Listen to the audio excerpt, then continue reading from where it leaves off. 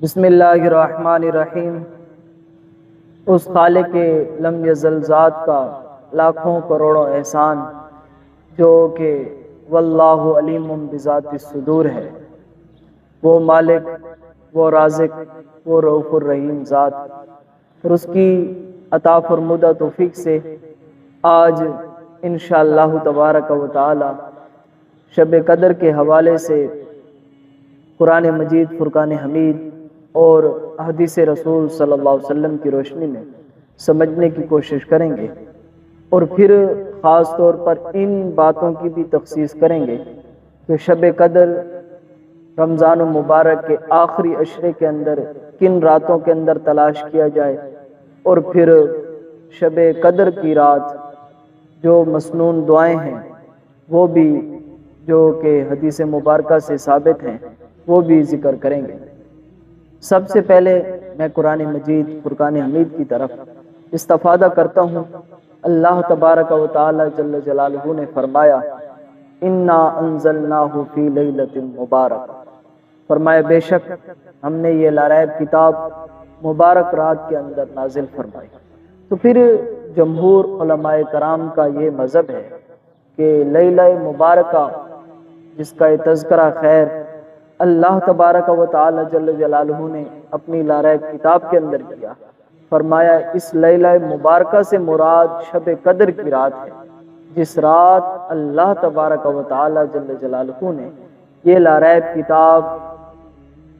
اپنے محبوب کریم صلی اللہ علیہ وسلم کے سینے اطہر پر نازل فرمائی۔ اور اس کی تفسیر کے اندر علماء کرام نے یہ بھی بیان کیا ہے، صحابہ کرام رضوان اللہ تعالی مجمعین کے قول، کہ اللہ تبارک و تعالی جل جلالہ نے یک بارگی کے ساتھ ساری کتاب کو لوح محفوظ سے آسمان دنیا پر نازل فرمایا، اور 23 برسوں کے اندر تھوڑی تھوڑی کر کے رسول کریم صلی اللہ علیہ وسلم کے سینے اطہر پر نازل فرمایا۔ صحیح بخاری شریف کے اندر حدیث مبارکہ ہے، متفق علیہ حدیث پاک ہے، اور وہ حدیث مبارکہ جس صحابی رسول سے مروی ہے، وہ مشہور صحابی رسول حضرت ابو ہریرہ رضی اللہ تعالیٰ عنہ بیان کرتے ہیں کہ ان نبی صلی اللہ علیہ وسلم قال، فرمایا اللہ کے حبیب صلی اللہ علیہ وآلہ وسلم نے شب قدر کی فضیلت بیان فرماتے ہوئے یہ فرمایا، اب سنیے گا وہ جملے جو میرے نبی کریم صلی اللہ علیہ وسلم کی زبان پاک سے ادا ہوئے۔ فرمایا من قام لیلۃ القدر ایمانا و احتسابا، فرمایا جس شخص نے لیلۃ القدر کی رات عبادت کی ایمان کے ساتھ اور ثواب کی نیت کے ساتھ، فرمایا غفر لہ ما تقدم من ذنبہ، اللہ فرمایا کہ اللہ تعالیٰ اس کے سابقہ جتنے بھی گناہ ہوں گے ان کو معاف فرما دے گا۔ یہ شان ہے ان لوگوں کی جو لیلۃ القدر کی رات عبادت کرتے ہیں، اللہ تعالیٰ ان کے تمام گناہوں کو معاف فرما دیتا ہے۔ اب دوسری حدیث مبارکہ بھی متفق علیہ حدیث پاک ہے، اور وہ حدیث مبارکہ روایت کرنے والی ام المؤمنین حضرت عائشہ صدیقہ طیبہ طاہرہ رضی اللہ تعالیٰ عنہا ہے۔ بیان کرتی ہیں کان رسول اللہ صلی اللہ علیہ وسلم یجاور فی العشر الاواخر من رمضان، فرمایا کہ رسول کریم صلی اللہ علیہ وآلہ وسلم رمضان المبارک کے آخری عشرے کے اندر اعتکاف بھی فرمایا کرتے تھے، اور عبادت کے اندر زیادہ سے زیادہ کوشش فرمایا کرتے تھے، اور فرمایا یقول تحروا لیلۃ القدر فی العشر الاواخر من رمضان، فرمایا کہ رسول کریم صلی اللہ علیہ وآلہ وسلم فرمایا کرتے تھے کہ رمضان المبارک کے آخری عشرے کے اندر شب قدر کو تلاش کر۔ اب اس حدیث مبارکہ کے اندر رسول کریم صلی اللہ علیہ وآلہ وسلم نے مطلقاً فرمایا کہ آخری عشرے کے جو 10 دن ہیں ان کے اندر کوشش کی جائے اور شب قدر کو تلاش کیا جائے۔ اور پھر اسی طرح کی ایک اور حدیث مبارکہ ہے، وہ بھی بخاری شریف کے اندر موجود ہے، اور اس کی روایت کرنے والی بھی ام المؤمنین حضرت عائشہ صدیقہ طیبہ طاہرہ رضی اللہ تعالی عنہا ہیں۔ بیان کرتی ہیں تحروا لیلۃ القدر فی الوتر من العشر الاواخر من رمضان، فرمایا کہ رسول کریم صلی اللہ علیہ وآلہ وسلم نے فرمایا کہ شب قدر کو، جس کو لیلۃ القدر کہا جاتا ہے، اس رات کو رمضان المبارک کے آخری عشرے کے اندر تاں راتیں جو ہیں ان کے اندر تلاش کرو۔ گویا کہ 21 کی رات ہو گئی، اور پھر 23 کی رات ہو گئی، اور پھر 25 کی رات ہو گئی، اور پھر 27 کی رات ہو گئی، اور پھر 29 کی رات ہو گئی۔ یہ 5 راتیں جو ہیں ان کے اندر رسول کریم صلی اللہ علیہ وسلم نے فرمایا کہ شب قدر کو تلاش کیا جائے۔ اب اس حدیث مبارکہ کے اندر مطلقاً تاں راتوں کا ذکر کیا گیا ہے۔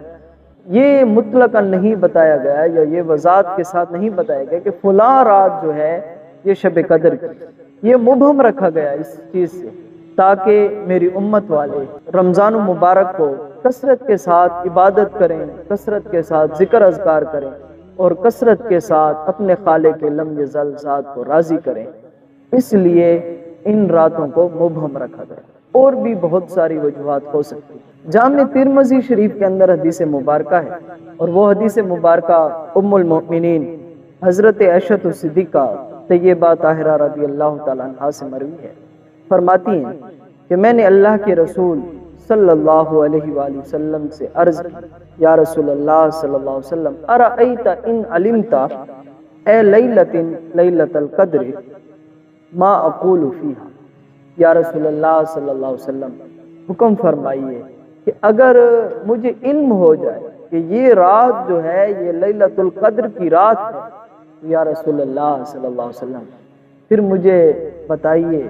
کہ میں اس رات پھر کون سی اللہ کی برگاہ سے دعا مانگو۔ تو رسول کریم صلی اللہ علیہ وآلہ وسلم نے فرمایا، جب تجھے خبر ہو جائے یا جس رات بھی تو عبادت کر رمضان المبارک کے آخری عشرے کے اندر، اور پھر طاق راتیں بھی ہیں، تو ان میں یہ دعا کثرت کے ساتھ ضرور پڑھا، اللہم انک عفو۔ جملے دیکھیے گا رسول کریم صلی اللہ علیہ وسلم نے دعا سکھائی۔ ام المؤمنین حضرت عائشہ صدیقہ طیبہ طاہرہ رضی اللہ تعالیٰ عنہ کو فرمایا کہ تو یہ دعا پڑھنا، اللہم انک عفو، اے اللہ تو معاف فرمانے والا ہے، کریم تحب العفو، اور معافی کو پسند فرمانے والا ہے، فاعف عنی، اے اللہ مجھے بھی معاف فرما، میرے گناہوں کو بھی معاف فرما۔ یہ خاص دعا تھی جو کہ رسول کریم صلی اللہ علیہ وآلہ وسلم نے ام المؤمنین حضرت عائشہ صدیقہ طیبہ طاہرہ رضی اللہ تعالیٰ عنہ کو تعلیم فرمائی۔ ہمیں بھی چاہیے کہ ہم جب ان راتوں کے اندر اپنے رب کے حضور دعا مانگیں تو یہ دعا کثرت کے ساتھ مانگیں، اللہم انک عفو کریم تحب العفو۔ واہ واہ، کیا جملے ہیں! اے اللہ تو معافی کو پسند فرماتا، تحب العفو فاعف عنی، اے اللہ مجھے بھی معاف فرما، اے اللہ مجھے بھی معاف فرما۔ اللہ تعالیٰ سے دعا ہے کہ اللہ تعالیٰ ہمیں ان راتوں کے اندر عبادت کرنے کی توفیق عطا فرمائے۔ وآخر دعوانا